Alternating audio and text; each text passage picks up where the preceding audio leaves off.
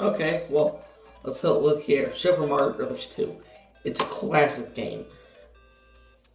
Sure, it's probably not as good as the other ones in the series, but it's different, but it's still a good game. But that's not here what we're to talk about. We're talking about the Japanese Super Mario Bros. 2.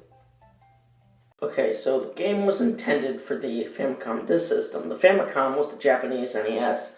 The Famicom Disk System was a accessory that you plug in that was battery powered that you would play games on a floppy disk instead of a cartridge. It was fine for its time, but some of the floppy disks are easily breakable and sometimes don't work. Well, why is it that it's different in the US and Japan? Well, apparently gamers thought it was too hard. One like the test gamers, like the people at Nintendo, they thought, well, it was too hard. So Nintendo happened to be programming another game known as Doki Doki Panic. It's exactly the same thing. It's the closest thing in Japan you'll get to our Super Mario Bros. 2, but like, why was this released, and did we ever get to play it? Oh, yes, we did. On the Super Nintendo, we got a game called Super Mario All Stars. It was just a lineup of all three of the games, but there was one other game on there. It was known as The Lost Levels.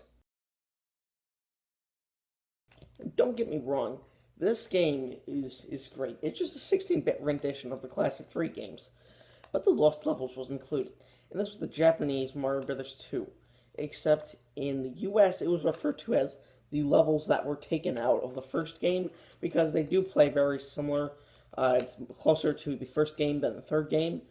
But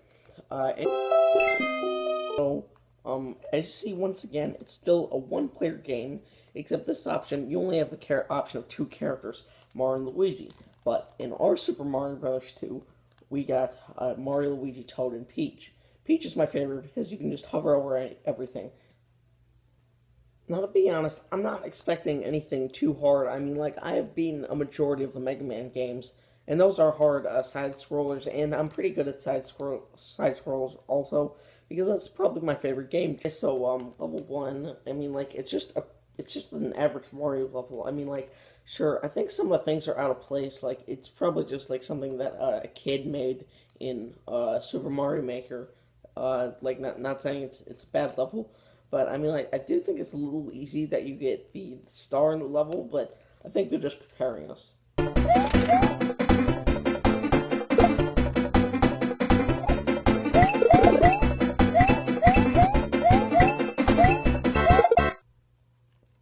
Okay, well, you really expect me to review every single level. Okay, there are some unfair advantages, but I don't honestly find this that hard. But did I mention, while playing the game, there are like a ton of warp zones? I'm dead serious.